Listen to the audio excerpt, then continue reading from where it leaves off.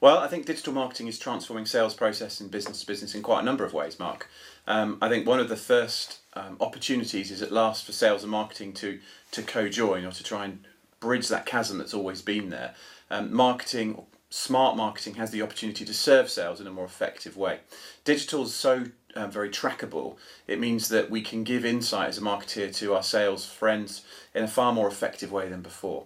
Salespeople want to have insight and knowledge on their customers, and because pretty much anything you do in digital marketing is trackable, if we're clever, we can take that insight, whether it's something as simple as a click, or somebody opens up a particular web page, or goes to follow or like a certain brand on a certain social media platform, we can pass that insight through to our sales team. That means that marketing value can be used and interpreted by the salesperson in the way that they think is most effective. Sales executives and account managers can leverage social media in a number of really powerful ways. The most valuable to start with is to listen, is to go out there and look for your customers or those that you're interested in your network or community, and listen to what they're doing. They might be on lots of different social media platforms, not just the big ones like LinkedIn and Twitter, but have a look and see what they're saying. You don't have to engage with them, just listen first. Second step may be to try and go out there yourselves and start to set up your own accounts. Thoroughly recommend that everybody has a LinkedIn profile, or Zing, depending on the part of the world you're in, to be able to connect with your professional network, including your customers, in a legitimate business way. This isn't Facebook and consumer lives, this is about our business lives.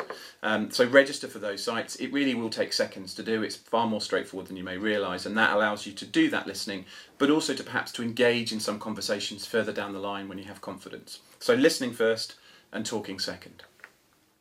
So despite the great potential of this technology, there's a number of ways that it just simply isn't going to replace the salesperson and their role. I think the important thing to remember is technology, digital, the internet, it's just a series of computers. They don't have the same complexity when it comes to understanding and reading other human beings and situations. So we're always going to have a need for salespeople to be there. They're very experienced, sophisticated sellers.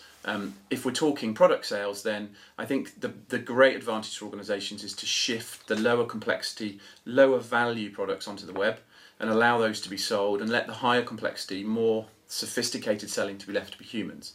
The middle ground and the great potential, I think, that's really exciting, is that digital, whether it's marketing or sales support, allows salespeople to be really informed and gather the information they really need when they're talking to their customers.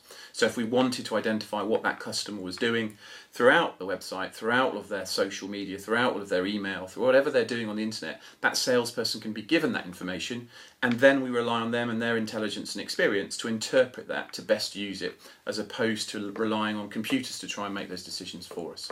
So I think it's really about complementary as opposed to conflicting. So my advice to any sales professionals who wants to look into this in the first instance, first and foremost, I'd recommend that they set up a LinkedIn profile. Make sure that you've got yourself out there. It's your window to the world. So not only from a point of view of you being able to look at your customers through that profile, they'll look at you as well. So just consider your housekeeping and making sure you look professional. But that's a really solid foundation. You may then want to go and register for a Twitter account. It will take seconds. You don't need to fear having to have something to say. As I've previously mentioned, listening is a big part of what Twitter's about. Go out and find your customers or the people you're interested in and just follow them and listen to what they have to say. And the third thing where it does come into talking is probably to talk to your marketing department. Go and ask them to find solutions to what you're looking for. If you want to go and listen and understand better your customers, you may be surprised that the marketing department might have some of this technology or these tools already in place and can implement them very quickly for you, or they may be very willing to try and help and collaborate with you to give you that information.